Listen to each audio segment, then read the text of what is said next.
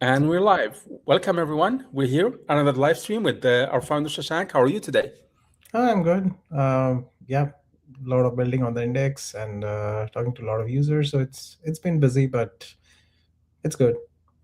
Yeah. Can you go over some of the updates we just announced, if you don't mind, in Oh case yeah, some people sure. have missed it? Yeah, some good features that enable you to invite your friends, make it super simple to share with them.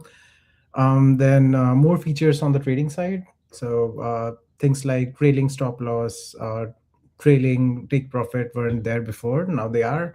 Um, and yeah, a lot of smart money concept trading. If anyone does that, you can now do that on index. So lots of features, lots more incoming. We are actually working to completely overhaul the middleware language that we use to convert strategies from natural language to this middle language, and then finally something that gets executed. So we are completely overhauling that. So now there's going to be one big update. um, so yeah, it's been busy, it's been good, and users have come up with some really cool strategies. So yeah, it's been great to see. Yeah, awesome. And meanwhile, our guest arrived talking about Oh, nice. natural language. One of the cool things is that people can type in multiple languages, not just Oh English. yeah, yeah, yeah. Yeah. That was another feature. So earlier you could interact with multiple languages, but whenever you started again, it defaulted to English. So it was kind of irritating. So now you can go to your profile, set the language that you're most comfortable with, and next time it just talks to you in that language. So, hi, Avery. Welcome. Our Hey guys, guest is Avery, nice to see you. good to see you as well. Yeah. here. All right. So I'm gonna head out so you guys have an awesome conversation together. I'm gonna come out in the end with for the rapid fire questions. But meanwhile, everyone meets Avery. He's the CEO of Aptos, and welcome. Nice to meet you guys. Yeah. So, Avery, nice to meet you. It would be great if you could just start with a bit of introduction. You could talk a bit about yourself, how you got into crypto, how you got started with Aptos, and yeah, we can take it from there. Great. Is this a live conversation? Is this Oh yeah, live? yeah, yeah, we are live. We're live now. Awesome, Oh yeah. awesome, perfect. So I'm Avery Ching, co-founder CEO at Aptos Labs. Brief background for me is I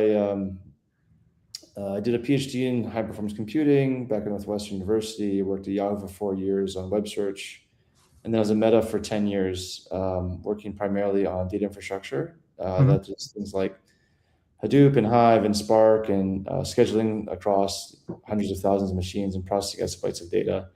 And then in 2018, I joined the Libra project at the time, it was called, Mhm. and started building out the decentralized blockchain that would power a huge conglomeration of customers from MasterCard, Visa, Lyft, Uber, Facebook, WhatsApp, Instagram, and many others.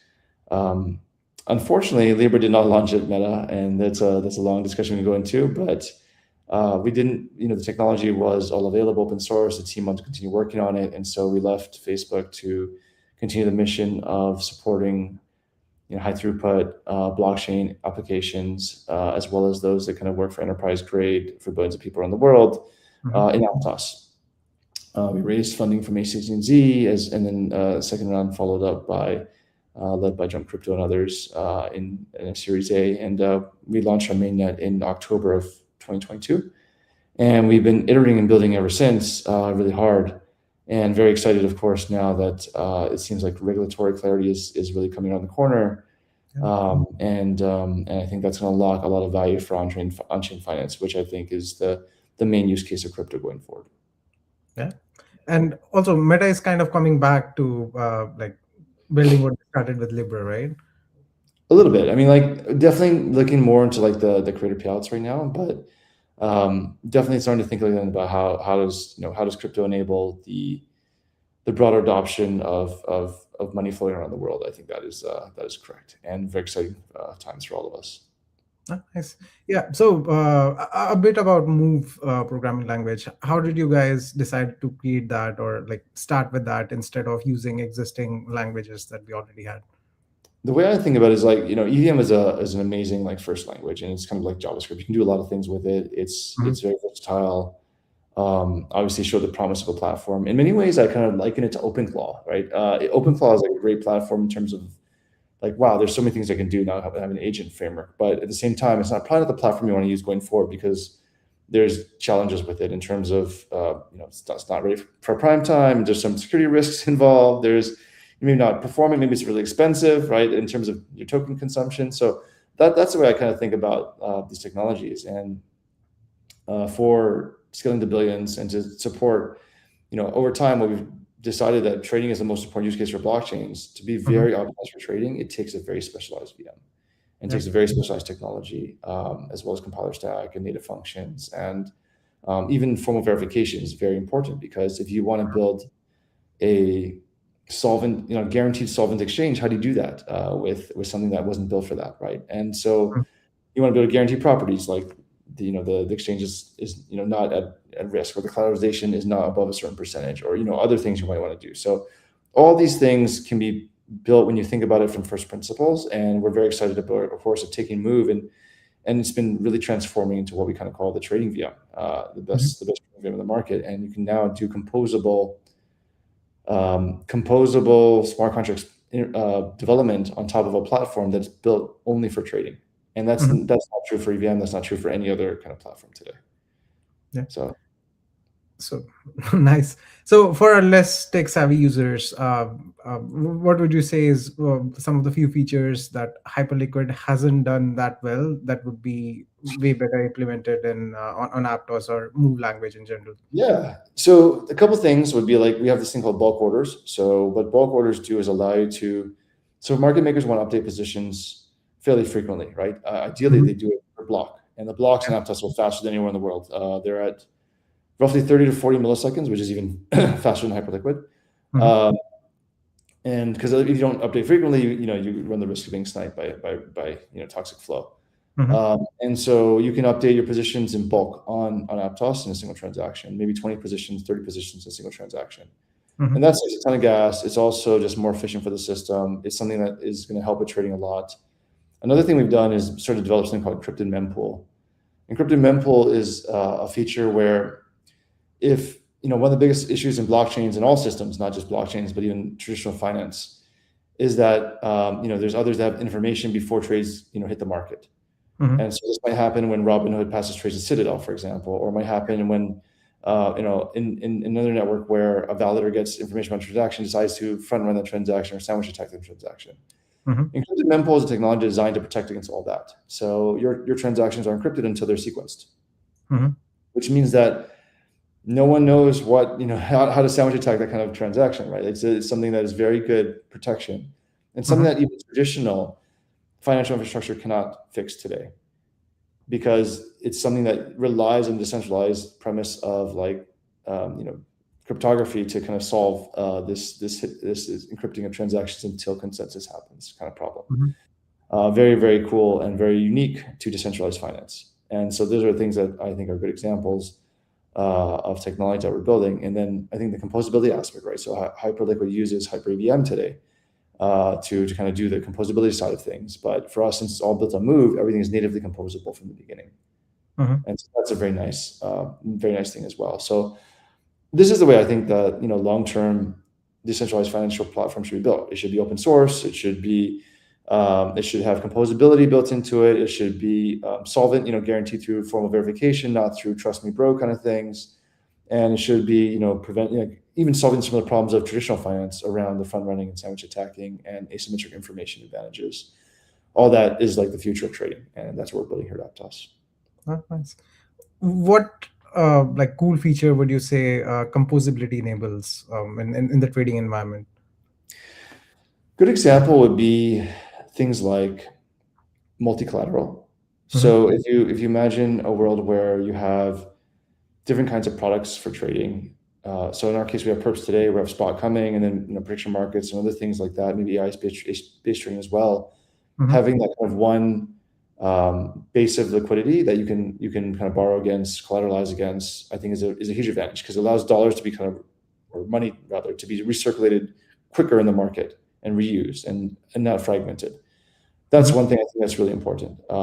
Like long term, I don't expect that we're going to have our money spread across 20 bank accounts and 20 brokerages and maintain a billion credit cards. Like all the stuff that it should be kind of kept in one place, and there's access to liquidity through different products. Like that's a much better world for everybody, and also for for efficiency reasons, right? So that's one example. But loans, of course, against that credit, against that collateral is a good thing, even by external parties, third parties that can compete on the platform. Opportunities for investing and yield generation with that capital, and then bringing it back quickly so that you can trade on it, like making that very seamless. All that is enabled through composability, and that's really important. Nice.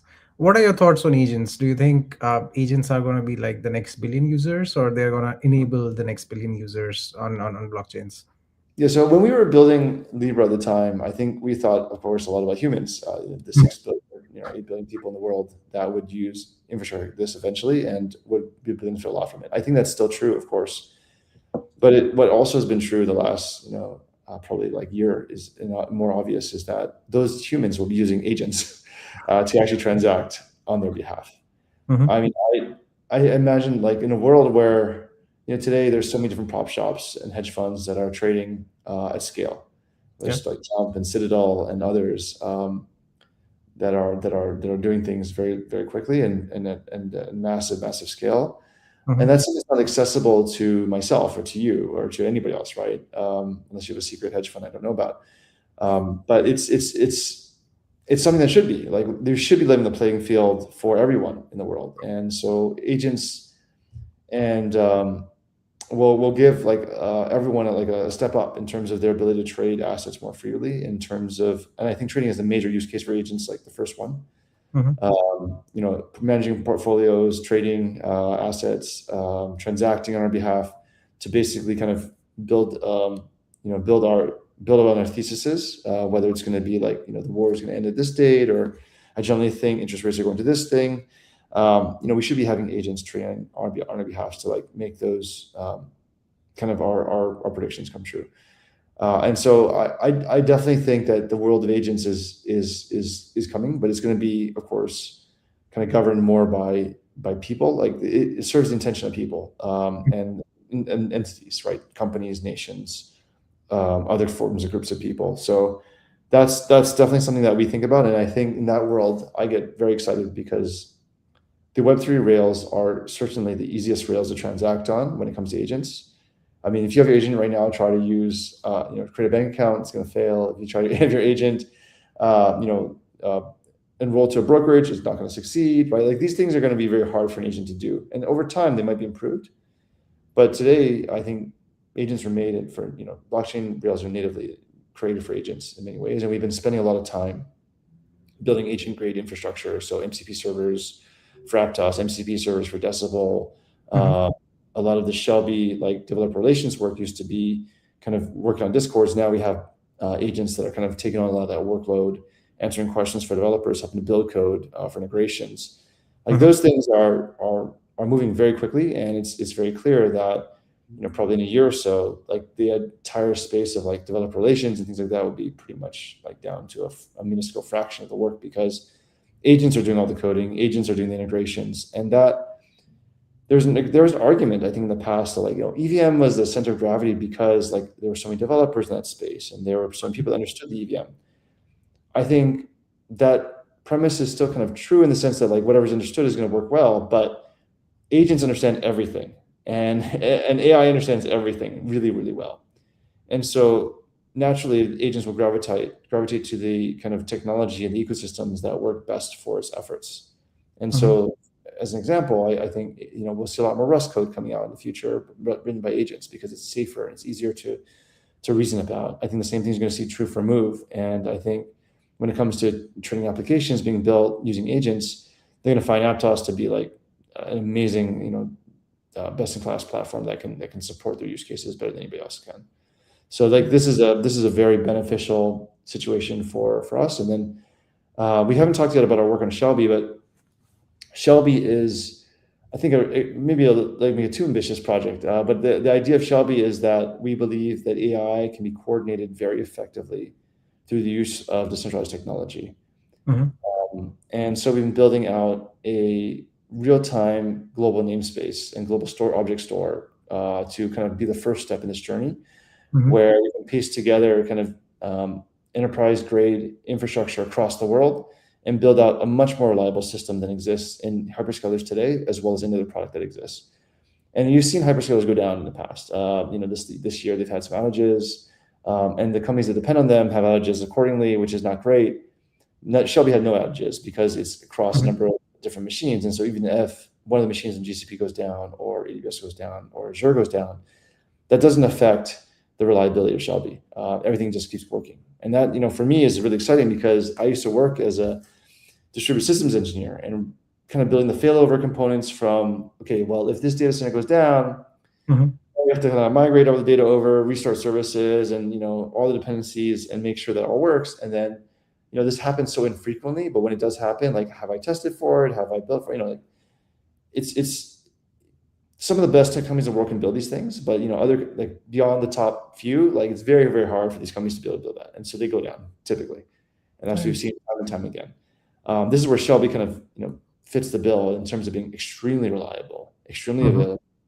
And on top of that, it's cheaper than a hyperscaler because hyperscalers want to keep your data in their infrastructure, which is no issue with that. That's just the model they've done from business side.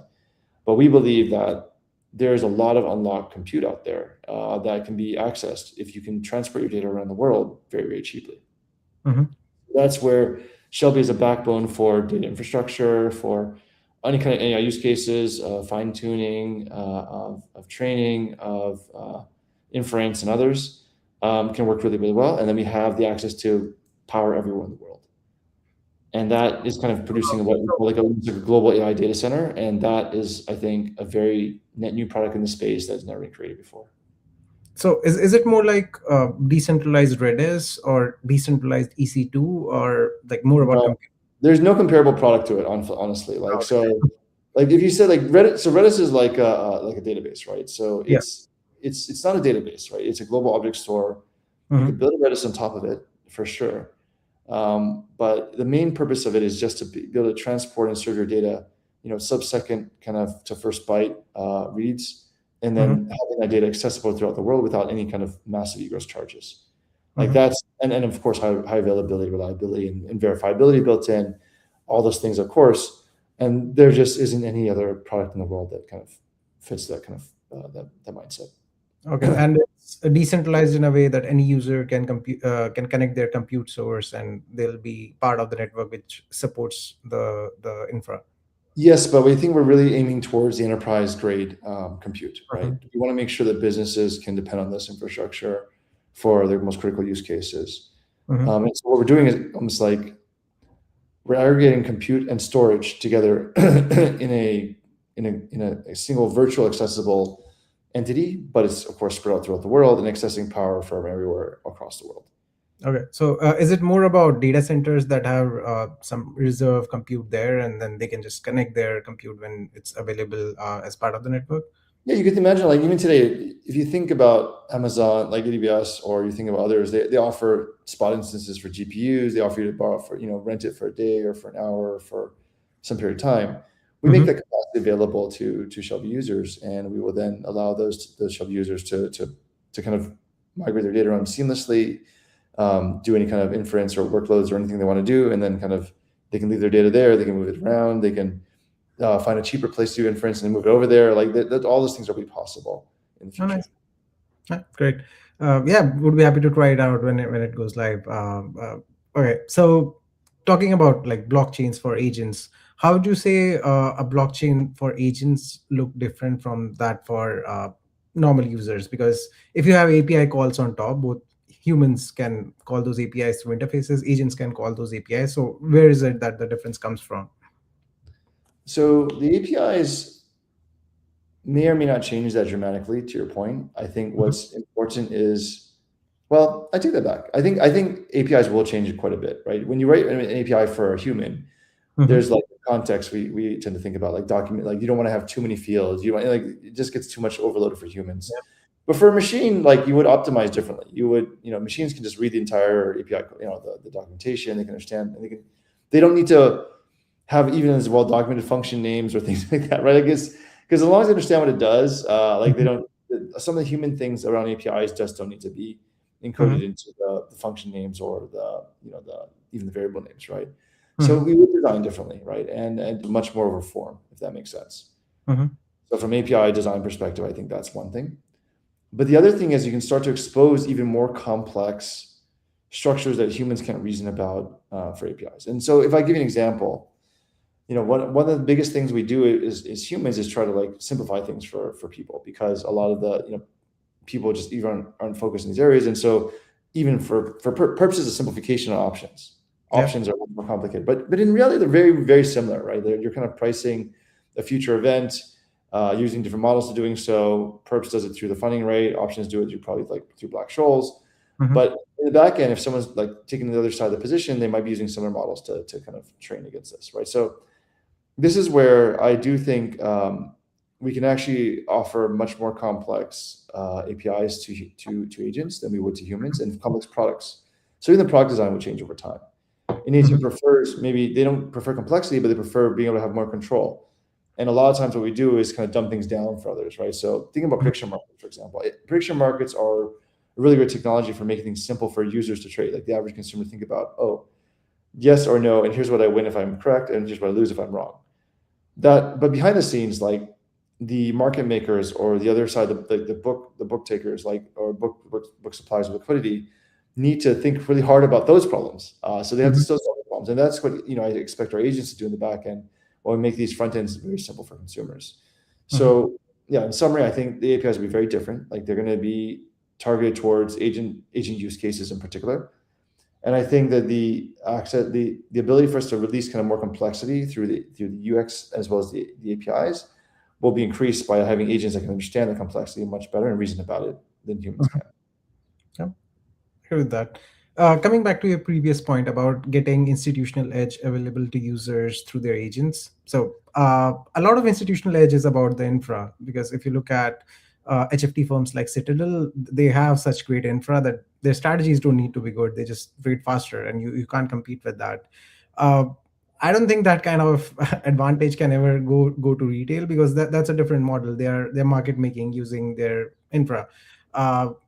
I would say agents can make use of more when they are able to implement users' ideas. They're able to backtest them properly and give useful advice whether they should work or not. So instead of users trading from their vibes or just taking guesses, agents can help them trade better, more on the strategy side. Like, happy to hear your views on that. I think there's a strategy advantage, but I would push back on the first point. So I do agree with you that today the HFT firms have a huge advantage over retail traders like you and I, right? I don't have a machine in a data center in New Jersey with a finite connection of Ethernet cord into a network switch, and neither do you, probably not. And I think this is where it is unfair, right? Like, and I also don't have a huge cluster of machines that are constantly computing positions and updating books, right?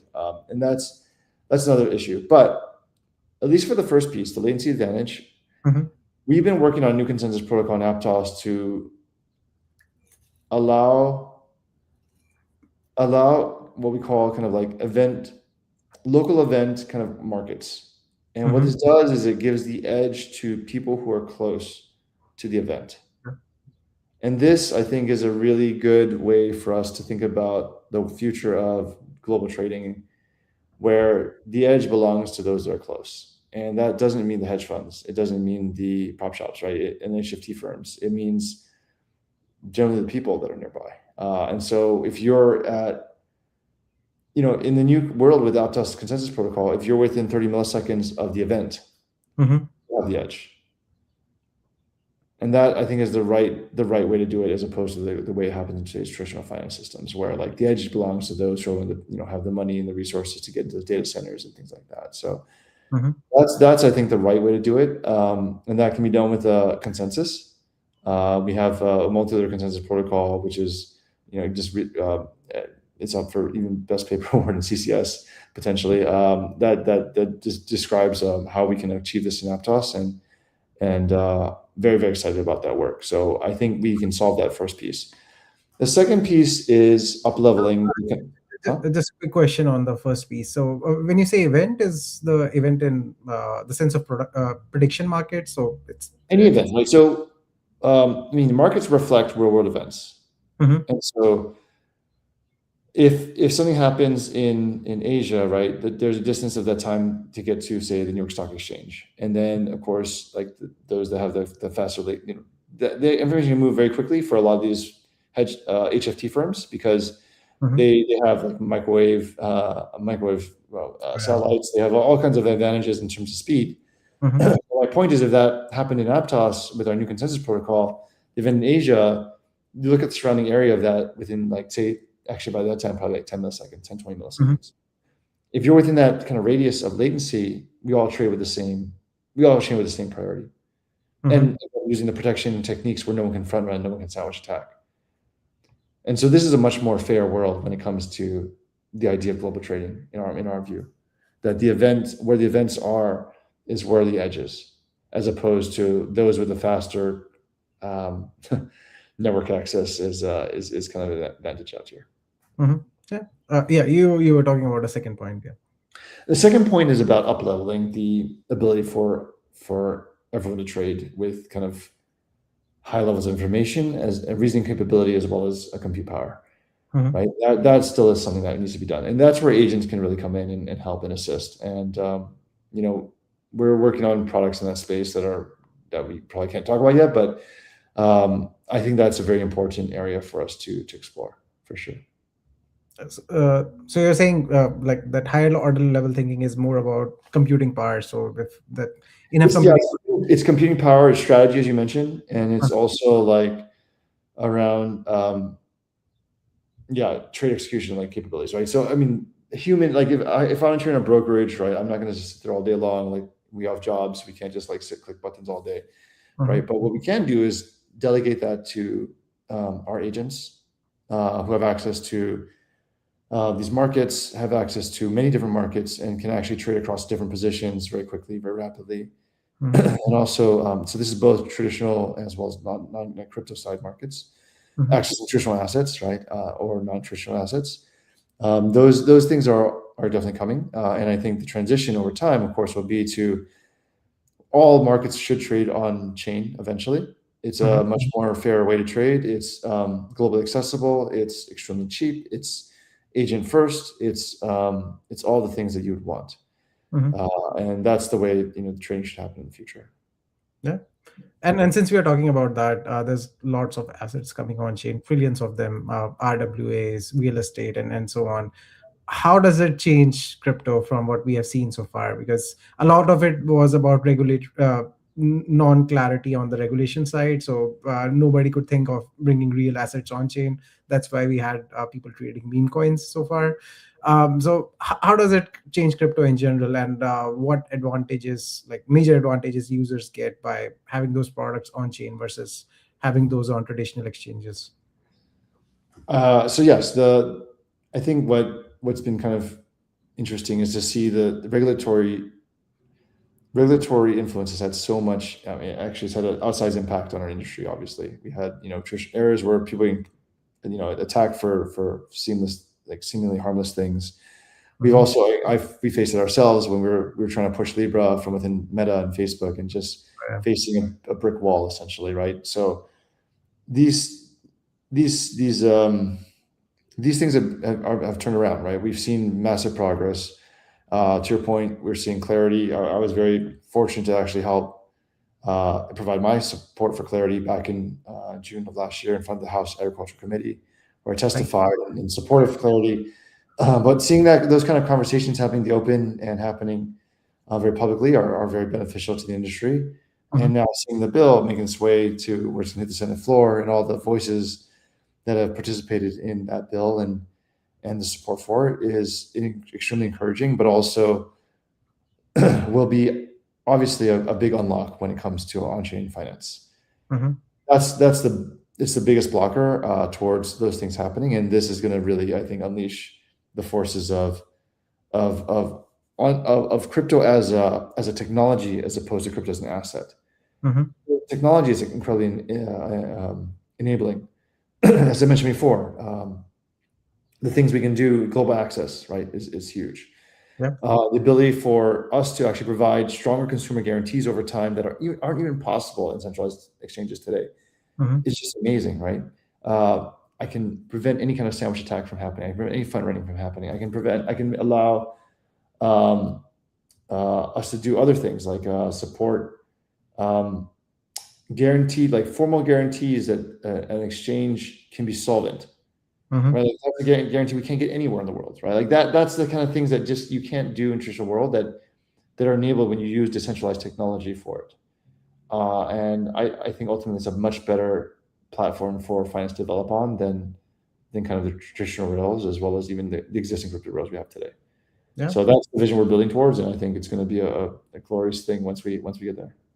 And yeah, it opens up room for uh, like building more products on top, innovation, because one of the biggest reasons computer science grew so much was there was an open platform, Linux, or even Windows to some extent, where people could build, people could share stuff, and then others could build on top of each other. And finance has lacked this for a long time. There's only few banks, few institutions which can control anything and build systems on top of it. And no other people knows how it works. Like even the terms are created in such a way that normal people don't understand it. So nobody really has a chance or incentive to like build in finance in general. So I guess bringing this on chain like opens this up to anyone, and then we can have that sort of renaissance in finance tech that should have been for a long time. Yeah, definitely. The other thing I think that's exciting is just to see like that by these open financial rails, you also see like the AI side will just move a lot quicker because AI doesn't even bundle into the products that are enabled in traditional finance. Mhm. They can be built by anyone who wants to interact with these rails. And so all the Mhm. things we talked about earlier, the APIs available, the hooks, the ability for AI to kind of manage positions very effectively and very quickly Mhm. because they have the right access is going to unlock a lot of capabilities for users to kind of up-level their game in terms of trading, in terms of asset management and investments. Yeah. You have talked a bit about mom test on how we can make agents palatable to everyone and make sure they are adopted by everyone. Can you talk a bit more about that? Yeah, so I mean, I'm sure hopefully some of the audiences play with OpenClaw, some of them play with like Hermes and other tools out there. Mhm. I think, as I mentioned, I like to liken these to Ethereum a lot. I think they're a good example of what can be built in the future, but they're not maybe necessarily the end technology there, Mhm. or the end state. But agents, I mean, I've been playing a lot with agents. I've actually built my own kind of agent based system, maybe once or twice. just just trying to understand the technology and also like trying to build something that was more useful for myself. I wanted to build a more secure kind of private agent based infrastructure that would make sure that my data stays kind of my data, as well as preventing accidental email deletion or any kind of like I control the access to these different streams of data very carefully. And then starting to build out useful products for myself around productivity. How do I kind of optimize my time or my my responses to high priority events? And I think by doing this is like it's been very clear that basically we can kind of leverage agents to be experts in everything, Mhm. and also support kind of new workflows that that we couldn't do individually, and even personalized apps, right? Personalized apps are going to be like the interface to humans becomes much more interesting, Okay. as I mentioned, because today the interface for humans and interface for API development is like kind of intertwined in many ways, but Mhm. now we can decouple those. So what the agent can do on my behalf to and then trying to make it translatable to me is a totally different thing. I'll give you an example, right? So I have also built some kind of personal health app, but it pulls data from different sources through my sleep patterns and through my exercise, through my diet, even through like other kind of signals that I have access to, and then generates kind of like what, hey, here's an area where you could do better in, here's an area where you need to work on, here's an area you're doing great in, and almost like a personal coach or like personal trainer for yourself. Like Mhm. it's just for me, right? It's my app and it's for me, and it works really well for my use case. But that kind of world where people have personalization on the app level, the interface level, is Mhm. going to be, I think, very, very important for the future. And just, I mean, I'm seeing it myself. Like I use a couple of apps that are just for me, and they're great. I'll use them until like someone builds something better. Mhm. Um, but that's definitely going to be a big part of what we're doing with agents. And agents are going to really be act behind the scenes and behind the human interfaces, and the human interfaces will be simplified for us. Mhm. So generally, I'll know how my positions are doing. I'll know how, like, my thesis bets are working. But behind the scenes, agents will be doing all the complex, heavy lifting of trading and taking positions on my behalf, reducing risk to my parameters, and my specifications, and acting as the hedge funds that exist today, or the HFT funds. Like everyone will have like five HFT funds working for them at a fraction of the cost of what it takes to operate those funds today. So that's I think a really empowering future for people, and um, we're doing our best to build at the forefront of that with things like Shelby, with Aptos as the base level, with a trading platform like Decibel. So it's I think markets and machines are so intertwined, because trading of assets and investment of assets is probably the number one thing that agents will do in the early days. As until like there's more interoperability, platforms need to support agent interactions much better. Like that's still pretty nascent, and so we see standards being built today, X402, MPP by others. I think those are great for experimentation, but the real thing we need to find is the use cases, right? And the use cases to me still are going to be around trading, when it comes to agent workflows to start, and then you can go back and build the APIs and the shared interfaces later, Mhm. as we kind of solidify those use cases. So that's of course, maybe it might happen the other way, but I think that the best, like in human history, the best way has always been to find a use case and then go Mhm. back and build kind of like a global standard rather than the other way around. Uh, Someone gave me a good example to like understand it better. So as developers, we are used to interacting with command lines, and there's a lot of stuff we know we can do with just like regular expressions and just write commands which automate stuff. So so for example, if I ask someone to like edit 10 things in 20 different files, they'll probably go and click each file and make edits there, whereas as programmers we know we can do it in a much easier way. uh, but agents make that thing accessible to everyone. So Yes. most people don't know what they can do with computers and what all things are possible. But as developers we take them for granted, but now that sort of agents make that sort of power available to everyone, and that's a profound thing by itself, because like it's kind of invisible to us because we are so used to command lines. It's very profound. I mean, you have to kind of push people because they just step out of their comfort zone, because they're so entrenched in their ways. I mean, I just think of like my wife was, building like she's like, oh, I need to make this website, and I'm like, how am I gonna do this? And she's never coded anything in her life, and I was like, oh, you can do this, you can do this. And after some prodding, she started doing it in Cloud, and she developed a website, deployed it, and she was like, whoa, I can do this. This is amazing. And so like a little bit of prodding, like made her realize like, you're capable of all these things too. You don't need to be a computer scientist to do them. Right. And I think that's a really amazing, liberating feeling when you know that anyone now has the ability to produce code that can run Mhm. on a server, or deploy and do a task. And I think maybe it's not easy for the people that have kind of grown up this way to change their mindset, but definitely the next generation of people that are educated with this, right? So I have kids. My kids are all Claude. They actually ask, they're like, make sure we get them a subscription for Claude and this and that, Mhm. or I want tokens, and I need to wait till this period of time. They're getting upset, right? So, but and I don't want them coding too much, to be fair. But I Mhm. think this generation of kids, or yet to be born kids, will think more natively this way. They Mhm. will understand what their capabilities are. They will understand that they can up level and build almost anything. Like we all become so much more powerful than we were just a year ago, Yeah. before all this technology blew up. And then just imagine what we'll be in a year from now or 2 years from now, right? We're going to be even much more powerful.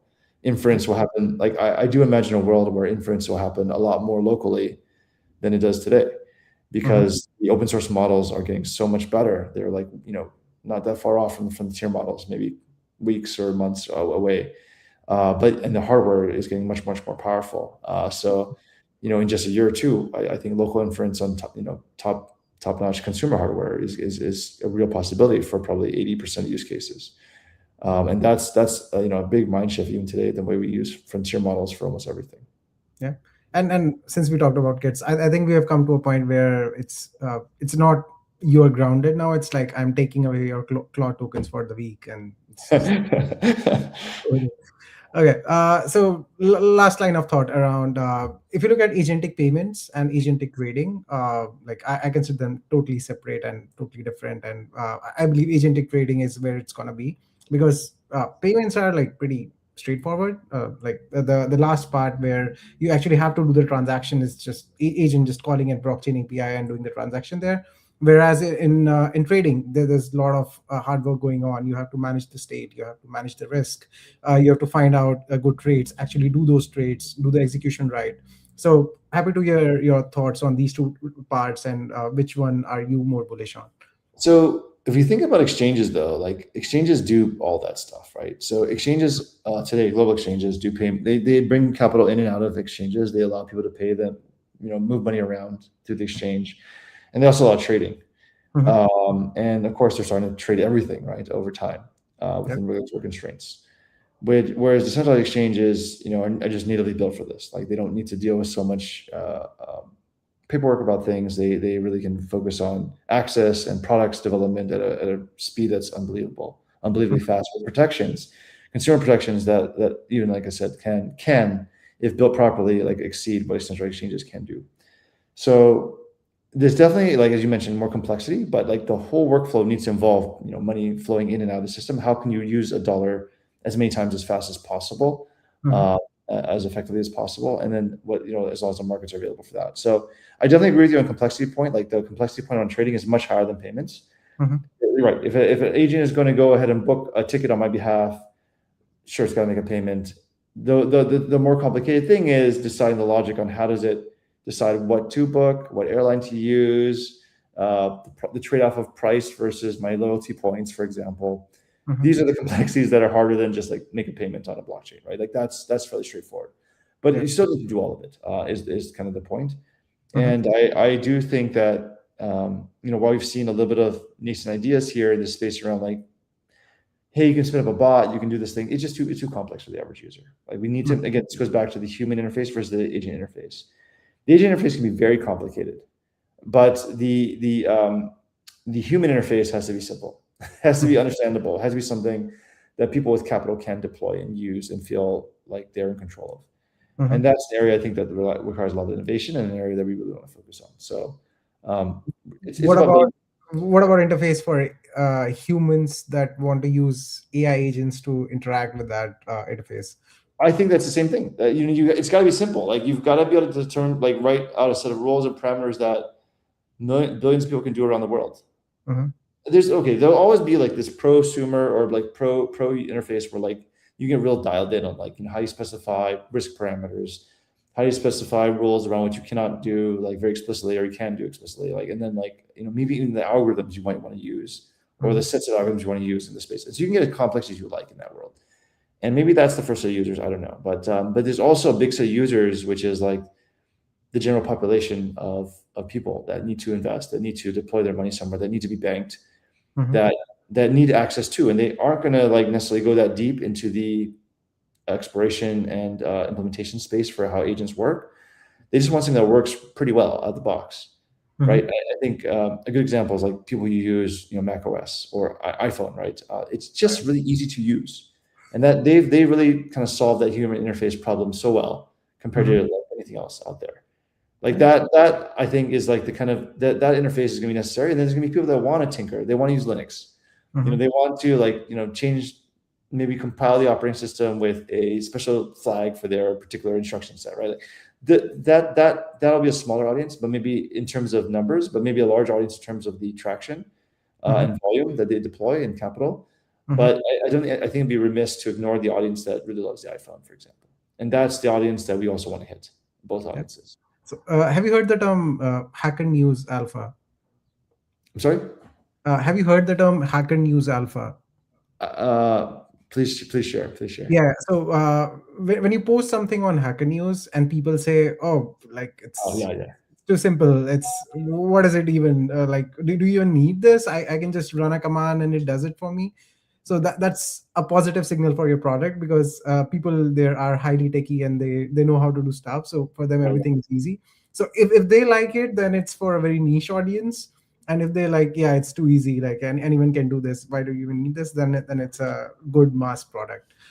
Yes, yes, yes. Yeah. I mean, like I said, there'll always be these two kind of different groups of people, but iPhones have done very, very well, and I think while there's maybe more money to be made when it comes to the prosumer audience and like the institutions and the serious traders, that's all true. We need to support both camps. We need to make sure that the normal people aren't left behind because they should also benefit from this technology. Like the biggest advantage of decentralized technology is that everyone can benefit from it. And we need to uplevel everyone's thinking. And we need to uplevel everyone's access to assets and to markets and to products. Like that's what this technology was built to do and serve. Uh, Okay, so time to move on to our next rapid fire round. Yeah. All right. So this is just like few fun questions for both of you. So the first one is, what was your trading style before AI, and has it changed since AI came around and you're playing with agents? So before AI, I tend to take long positions in general myself. I don't like to trade actively. I think with AI, I've been fiddling around with the idea of having very rapidly changing positions. Because not because I have time, I don't have the time, but at least I have an agent that can take the time to go and trade and research on my behalf. Like I think that's a big change, and it's kind of what we hit on earlier. All right. And Shashank? Yeah, so for me, it's like stacking multiple uncorrelated strategies on top of each other. So with Index, it's easy to like create a strategy, test it out, and then when you combine like 10 of those strategies, when when when one of them doesn't do good, others do, and when one of so it kind of gets balanced out, and so you get a way better sharp that way. So that's how I do it. All right. Some questions are more personal, but they're advice for builders and everything. So this one is a little bit important. I'm laughing because there's somebody in the comments saying I stayed until midnight drinking coffee, but it was worth it. Anyways, so the question is, what's one thing? I'm sure there's many, but one thing that a founder should never outsource. Oh, that's a good question. I mean, I think the thing you don't outsource is your core ideas and your core product building. Right, like that to me is the thing you cannot outsource. Everything else can be outsourced except for that. So we have this code that you can outsource your thinking, but you cannot outsource your understanding. So yeah, definitely agree with that. Just like you have to form your own conviction. So like listen to everyone, but yeah, decide what you stand for and just do that. Like don't worry about what others are doing. Okay. So the other one is the other end of the spectrum. What's one thing that builders underestimate when starting a project? Depends on what industry you're talking about, but I think in Web3, the thing that is obviously underestimated is the production cycle. Like it's super easy to come with an idea. It's super easy to even prototype it now, especially with Claude. Uh, What's really hard is to put in production. It's really hard because Claude doesn't mean it's production grade. Just because it works in Claude doesn't mean it's production grade. And that, especially now, combined with the AI-based security research that's going on, I say research a little bit loosely here, but there's a lot of risk that's happening in the market, and so that is increasing the cycle now until the AI security tools catch up, which they are catching up, but it's going to take some time. yeah. Okay.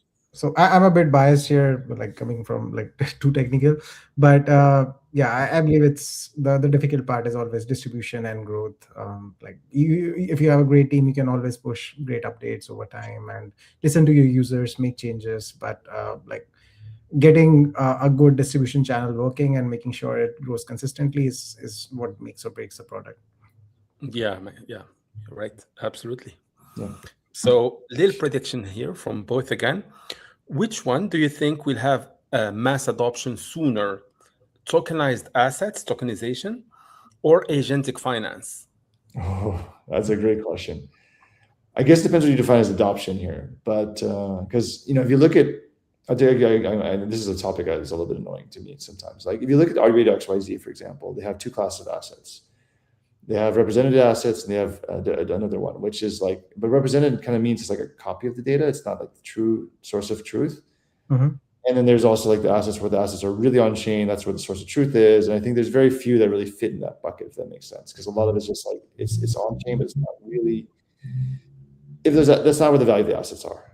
And so my true definition is where like the source of truth is on chain. Mhm. That's going to take a while, unfortunately, because like we see that's a slower progression than we would like. But it's making progress. It's making progress, especially with Clarity. Agentic finance, I guess, also depends on definitions, right? So agentic finance, like in theory, everything is agentic finance. So when things are driven by agents using APIs. Sure, do bots count as agents? Because if bots count as agents, they've been already doing that for the last, like, algorithmic trading is what, 60 to 80% of the market in traditional markets today. So I guess I would say the latter if you have to get technical about the definition. Okay. Yeah, I kind of agree with that because the first one takes a lot of institutional buy-in, a lot of regulatory stuff, and so yeah, it's the true version of it is it's going to be slow. But with agentic finance, like it's more about handling all sorts of assets using agents. We already have lots of assets on chain, so it should be faster. Okay. So here we have our last question and the hardest by far. And full disclosure, I have three options to give you, but I think I should skip them so it's more fun for the viewers. So here's the question. If blockchain, AI, and finance suddenly vanish from the earth tomorrow, and you cannot have a job in any of these sectors, finance, blockchain, and AI, and money is your no object, which will be your new career? Oh, wow. Yeah. Okay. I don't know. That's all we do. Marketing machines is all we do. Yeah, maybe I'll be a stay-home dad. I don't know. Well, we'll see. I love being a parent to my three boys. So that's probably my best Fair answer. enough. Yeah, man, it's difficult. Like you took away everything again. Probably would do a bit of maths or economics or stats or something like that because I don't know if I can do anything. I can go and like do plumbing or drive trucks. It's not my thing.